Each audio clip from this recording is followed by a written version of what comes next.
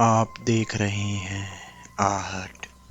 मैं आपका दोस्त गौरव वापस आया हूँ एक सच्ची कहानी के साथ।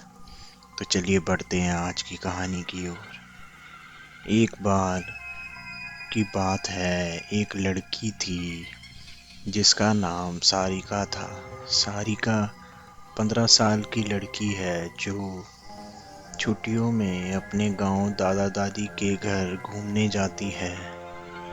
सारिका जब अपनी दादी के घर पहुंचती है तो उसके दादा दादी अपनी पोती से मिलकर बहुत खुश होते हैं, पर ये बात किसी को नहीं पता थी कि जल्दी ही इनकी इस खुशी पर ग्रहण लगने वाला है।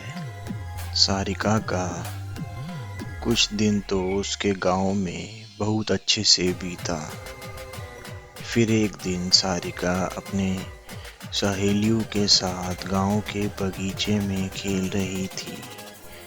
सारिका खेलते खेलते आम के पेड़ को देखती है और उसके बाद वो अपने सहेलियों से कहती है, चलो ना आम तोड़ते हैं। सारिका ढेले से आम को तोड़ने की कोशिश करती है और उसका ठेला आम पर लग भी जाता है, जिससे आम गिर जाता है। पर आम गिरते हुए थोड़ी दूर मिट्टी में दबे एक पोटली के पास चला जाता है।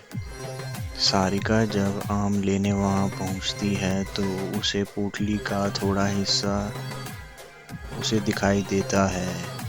वो सोचती है कि क्या है ये सोचकर वो पोटली बाहर निकाल लेती है।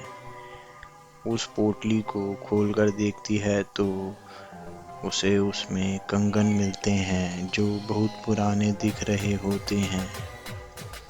सारिका को तो पता भी नहीं था कि ये कंगन उसकी जिंदगी का सबसे भयानक हिस्सा बनने वाला है। वो कंगन उसे अपने ओर आकर्षित कर लेता है, जिसकी वजह से वो उस कंगन को अपने घर ले चली आती है। घर आकर वो ये सारी बातें अपनी दादी को बताती है और वो कंगन भी दिखाती है। फिर दादी ने जो कहा वो सुनकर सारिका डर से कांपने लगती है। दादी कहती है कि वो पोटली कोई आम पोटली नहीं थी, वो एक चुड़ैल की पोटली थी। तुमने ये कंगन उस पोटली से निकालकर उस चुड़ैल को गुस्सा दिला दिया है। वो तुम्हारे पास जरूर आएगी। सारिका डरते हुए दादी से बोलती है, मैं समझी नहीं दादी, वो क्यों और कैसे आएगी? दादी ने बोला, ऐसी ही पोटली में भटकती हुई आत्माओं को कैद करके जमीन में गाड़ा जाता है और तुमने उस पोटली को जमीन से निकाला है और उसका कंगन भी तुम लेकर आ गई हो। तुम इस मनहूस कंगन के साथ उस चुड़ैल को भी अपने पीछे ले आई हो। ऐसी भटकती हुई गुस्सैल चुड़ैल अपना बदला लेती है। वो चुड़ैल भी हमसे अपना बदला लेने जरूर आएगी। सारिका इस बात से डरती तो है पर उसे ज्यादा यकीन नहीं होता। वो जाकर अपने कमरे में सो जाती है। उसी रात को करीब 1 बजे उसके कमरे की लाइट जलने बुझने लगती है। सारिका की नींद खुलती है तो देखती है लाइट नहीं है। वो अपने बिस्तर के बगल रखे टेबल पर पानी पीने के लिए मुड़ती है। तभी वो देखती है कि टेबल के पीछे कोने में कोई औरत बैठी है, जिसकी आंखें एकदम लाल है और एकटक उसे ही देखी जा रही है। सारिका चिल्लाते हुए अपनी दादी के पास जाती है, पर दादी के कमरे में दादी उसको नजर नहीं आती। वो बरामदे में जाती है तो दादी उसको जमीन पर गिरी मिलती है। सारिका अपने दादा को खोजती है, पर उसके दादा उसे कहीं नजर नहीं आते। जब वो पूरे घर में अंधेरे में खुद को अकेला पाती है तो डर के मारे बेहोश हो जाती है। सुबह उसकी नींद खुलती है तो उसे अपने दादा दादी दिखाई देते हैं। वो अपने दादी को सारी कहानी बीते रात की बताती है। दादी बोलती है, हम दोनों अपने कमरे में ही थे। दादी सब समझ गई। उन्होंने बोला, ये सब उस चुड़ैल का किया धरा है।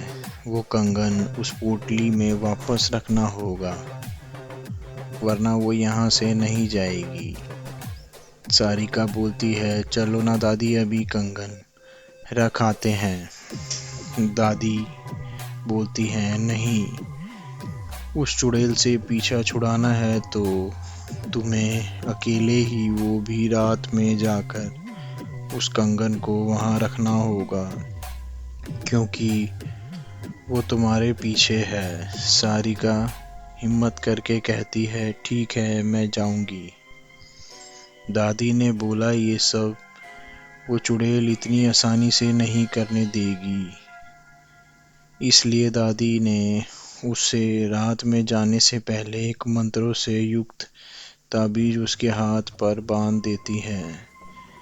अब सारिका रात होने के बाद अकेले बगीचे की तरफ निकलती है। थोड़ी देर बाद उसे किसी के रोने की आवाज़ सुनाई देती है, पर दादी ने कहा था, वो चुड़ैल तुम्हें अपनी तरफ आकर्षित करेगी। तुम उसकी तरफ ध्यान मत देना, वरना वो तुम्हें अपने कब्जे में कर लेगी। एक बार उसने तुम्हें अपने कब्जे में कर लिया तो फिर कोई कुछ नहीं कर पाएगा। वो तुम्हें मार भी सकती है। सारिका इस बात का ध्यान रखते हुए ईयरफोन लगा लेती है और गाना सुनते हुए चलने लगती है।